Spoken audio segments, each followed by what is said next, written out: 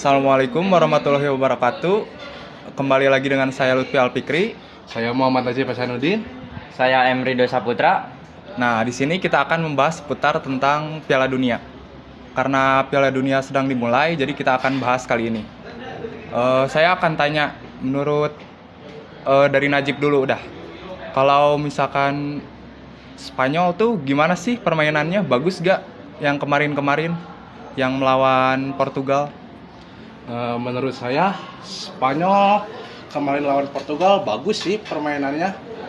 Ciri khas banget Spanyol, walaupun Portugalnya juga ngotot mainnya tetap, tapi Spanyol bagus mainnya. Spanyol bisa menang juga, itu murni emang Spanyolnya pasti akan menang.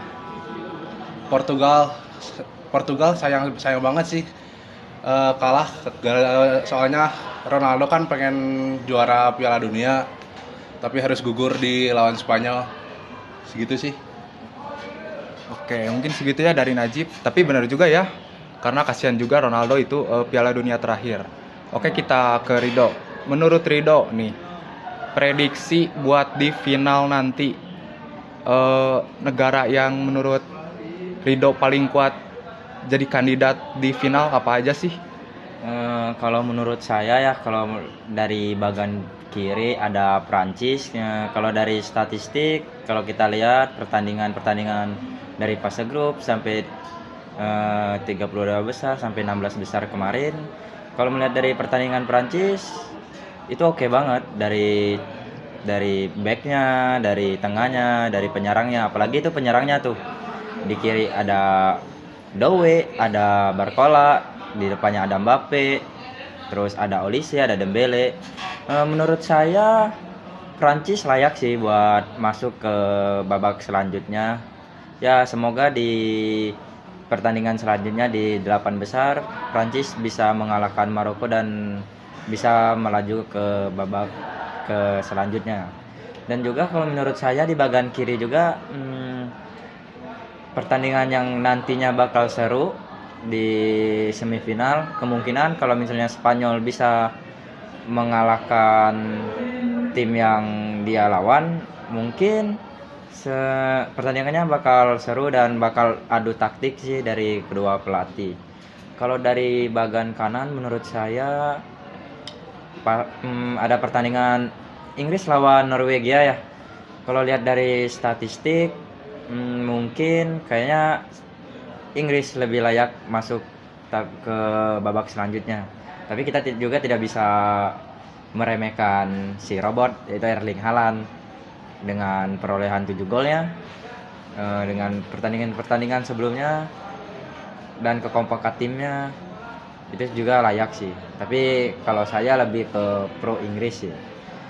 Dan yang bagian kanan yang bawah, kalau menurut saya Argentina layak masuk ke babak selanjutnya, yaitu ke semifinal. Karena melihat dari Switzerland juga pas pertandingan kemarin 16 besar, kemudian juga 8 besar pas waktu lawan Kolombia lawan Switzerland. Itu pertandingan yang sangat seru ya, meskipun pertandingannya diakhiri sampai babak penalti ya. Menurut saya Switzerland belum layak sih ya untuk melanjutin babak selanjutnya, tapi emang rezeki ke Switzerland. Selanjutnya mungkin Argentina bakal ketemu Inggris atau Norwegia. Nah, di sana juga kita akan melihat God kita Messi akan bermain, gimana cara dia main dan memberikan performa terbaiknya nanti. Mungkin itu saja dari saya. Dan oh ya, satu lagi, prediksi finalnya mungkin dari saya yaitu Prancis sama Argentina. Oke, setuju sih saya juga karena Prancis kuat dan Argentina juga kuat. Nah, menurut kalian nih sekarang, yang bakal jadi kuda hitam atau dark horse di Piala Dunia kali ini, negara mana sih? Oke, kita mulai dari Najib dulu. Untuk kuda hitam ya, kuda hitam sih kalau menurut saya Maroko sih tetap. Kenapa Maroko?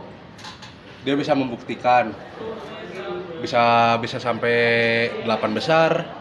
Mungkin ntar ketemu Prancis tidak bisa diprediksi.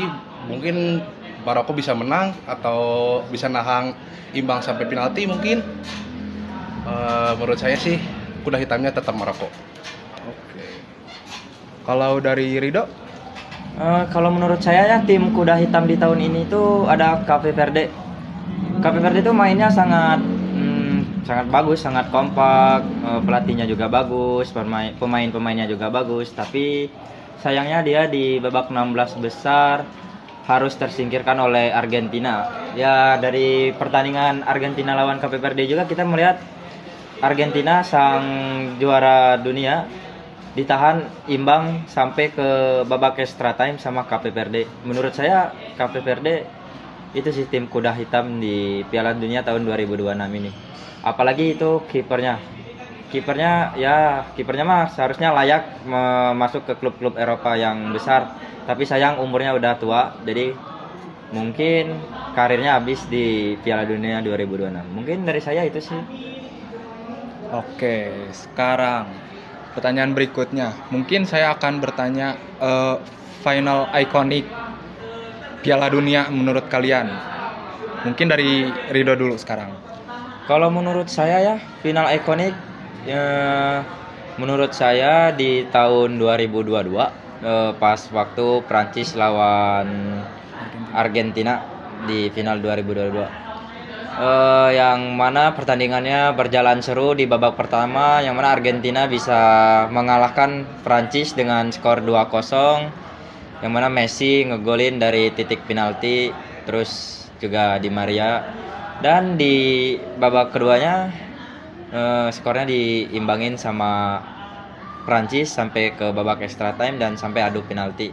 Menurut saya itu sangat seru dan menjadi Piala Dunia pertamanya Lionel Messi dan teman-teman yang lainnya. Mungkin yang barulah bintang-bintang yang lama mah udah lama gitu. Oke, setuju sih. Saya juga suka karena ya menarik aja. Mungkin sekarang dari Najib. Untuk kalau dari saya sama sih, saya juga tahun 2022 di mana Argentina versus Prancis, yang Messi gebat banget pengen juara dan akhirnya juara, dan pertandingannya juga cukup seru, dari mulai 2-0 terus imbangi sama Prancis menjadi 2-2 hingga sampai penalti. Menurut saya paling ikonik Piala Dunia waktu 2022 Prancis dengan Argentina. Gitu sih saya. Oke, dari tadi kita udah bahas Pieldon. Jadi gimana ya? Saya penasaran sama klub kebanggaan dari Rido sama Najib nih. Mungkin saya bertanya dulu dari Rido. Klub kebanggaan lah yang paling favorit itu apa sih? Alasannya kenapa bisa suka sama klub itu? Kalau saya jelas, kalau misalnya kalau mau bahas klub kayak gitu, saya jelas saya pilih Barcelona. Kenapa saya pilih Barcelona? Yang pertama saya senang sama permainannya Barcelona. Permainan Barcelona tuh emang benar-benar kayak ya selayaknya main bola, main taktik 1-2 umpan 1-2. Terus ya meskipun Barcelona juga udah 15 tahun ya nggak juara UCL lagi ya. Tapi saya tetap dukung Barcelona lah. Yang mana apalagi pas waktu 2015 yang dimana ada Lionel Messi, Andres Iniesta, Sergio Busquets, Xavi, Suarez, terus Neymar. Wah, itu ya meskipun saya juga itu masih umur berapa 2015, tapi saya juga kalau nonton Barcelona setiap pertandingan pasti bakal seru. Udah sih menurut saya. Oke, menarik Barcelona. Sekarang kita ke Najib. Kalau saya dulu waktu kecil saya sempat ngefans Barcelona. Kenapa ngefans sama Barcelona? Suka lihat mainnya Messi waktu zaman Messi, Neymar sama Suarez. Itu depan paling bagus di zamannya. Tapi akhir-akhirnya saya sekarang ngefans sama AC Milan. Kenapa? Karena dulu saya pernah nonton AC Milan nobar bersama kakak yang yang juara Scudetto sekian lamanya.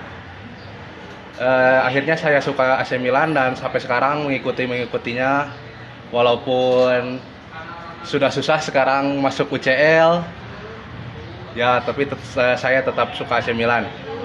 Mungkin segitu. Oke, menarik ya. Yang satu suka Barcelona, yang satu juga awalnya suka Barcelona, pindah ke AC Milan. Mungkin dari kita cukup sekian ya ngebahas bolanya. Wassalamualaikum warahmatullahi wabarakatuh.